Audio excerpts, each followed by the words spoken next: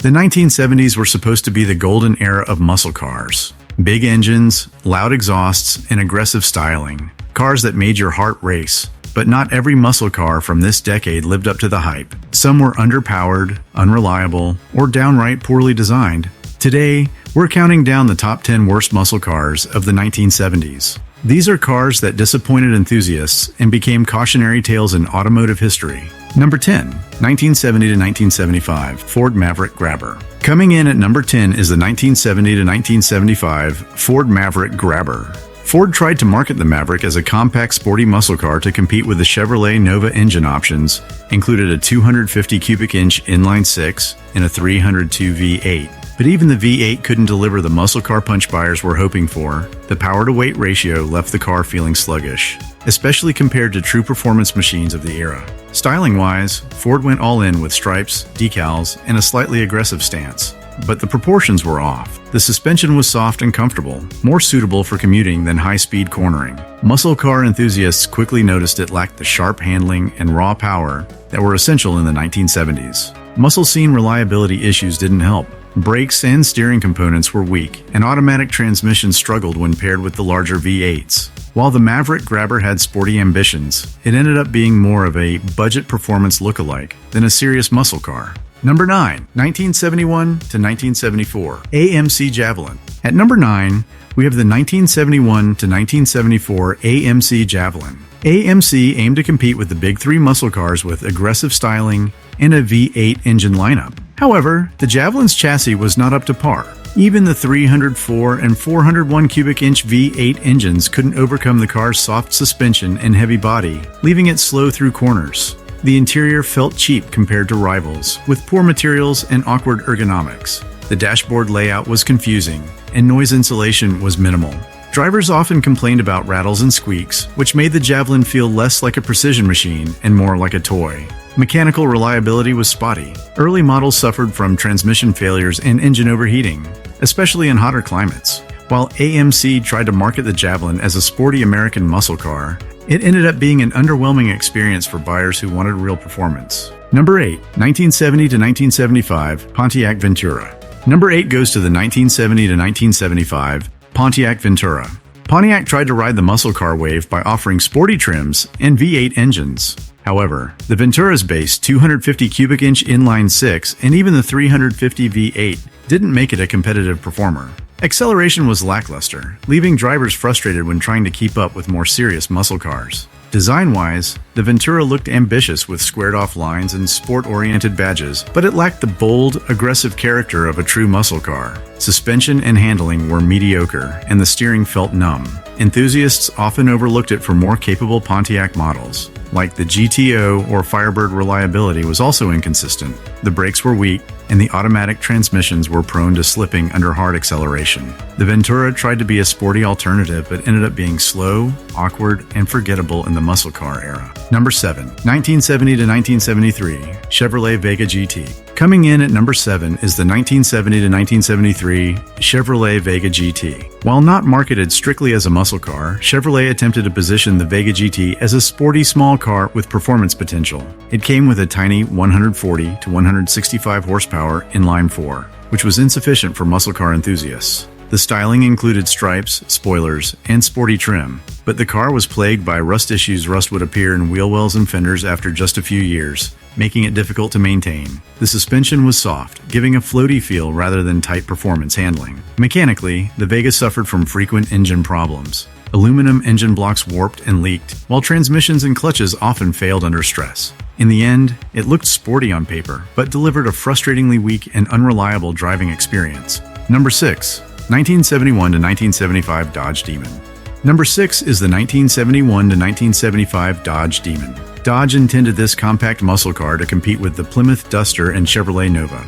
Engine options ranged from a 225/6 to a 340 V8, but even the V8 struggled with poor weight distribution and soft suspension. The Demon's styling included bold stripes and sporty badging, but many owners felt it looked cheap compared to other Dodge models. The interior was basic and poorly finished, giving the car a less premium feel than its competitors. handling was mediocre, and high-speed cornering revealed the car's weak chassis. Reliability problems included transmission and rear-end failures, especially on V8 models. The brakes were underwhelming, making spirited driving unsafe. Overall, the Dodge Demon fell short of expectations, earning its spot among the worst muscle cars of the 1970s. Number 5. 1970 to 1974 Plymouth Scamp. At number 5, we have the 1970 to 1974 Plymouth Scamp. Plymouth designed the Scamp as a budget muscle car alternative, but it never quite delivered. Engine options ranged from a 225/6 to a 318 V8, but the higher-end engines felt underpowered in the heavy body.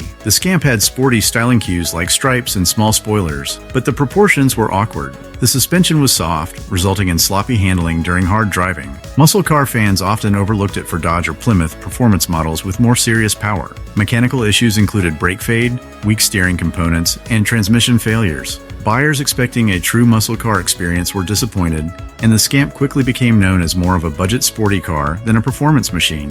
Number 4. 1970 to 1975 Chevrolet Monza. Number 4 is the 1970 to 1975 Chevrolet Monza. Chevrolet tried to compete with Ford's Mustang II with the Monza, but it failed to deliver real performance. Engine choices included a 140 to 350 cubic inch range, but even the V8s were often underpowered relative to the car's weight. Styling was sporty for the time, but the Monza had awkward lines and a soft suspension setup. It was better suited to cruising than spirited driving, and enthusiasts often criticized its handling and braking performance. Reliability was a recurring issue. Transmissions frequently failed under stress, and engines developed leaks or overheating problems. The Monza promised muscle car excitement but ultimately delivered disappointment. Number 3. 1970 to 1974 Ford Pinto GT. Coming in at number 3 is the 1970 to 1974 Ford Pinto GT. Ford tried to make a sporty small car that could double as a muscle car with a 2.0 to 2.3-liter engine range. Performance was disappointing, especially when compared to other compact muscle cars like the Maverick or Javelin.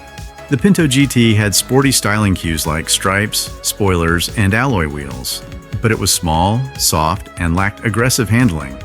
Enthusiasts quickly realized it wasn't built for serious performance driving. The Pinto's reliability was notorious, from transmission failures to overheating, but its most infamous issue was the rear-end fuel tank design. This made accidents extremely dangerous, contributing to a long-lasting negative reputation.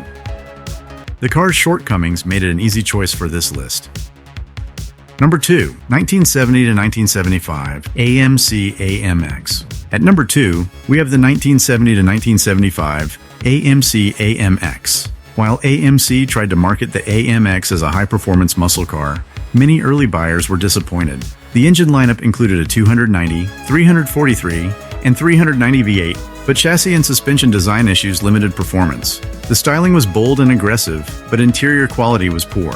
Drivers reported rattles, squeaks, and uncomfortable seating, which made longer drives unpleasant. Handling was subpar, especially compared to contemporaries like the Ford Mustang or Chevrolet Camaro. Reliability was inconsistent, with early models experiencing engine overheating, transmission failures, and suspension problems. Despite AMC's ambitions, the AMX often left enthusiasts frustrated, landing it firmly on this list of worst muscle cars. Number 1. 1970 to 1975 Dodge Challenger base models. And finally, the number 1 worst muscle car of the 1970s goes to the 1970 to 1975 Dodge Challenger base models. While the Challenger would later become legendary in high-performance trims, the early base models were underpowered and poorly equipped. Engine options included a 225/6 and 318/8, neither of which delivered real muscle car performance. The base Challenger looked sporty, but the suspension was soft, and handling was sloppy. Brakes were weak, making spirited driving dangerous. Interior quality was minimal, with cheap materials and poor ergonomics, leaving drivers unimpressed. Reliability issues compounded the problems. Early Challengers often suffered from weak transmissions, rear-end failures, and electrical issues. Despite its potential, the base models failed to meet expectations, earning the dubious honor of being the worst muscle car of the 1970s.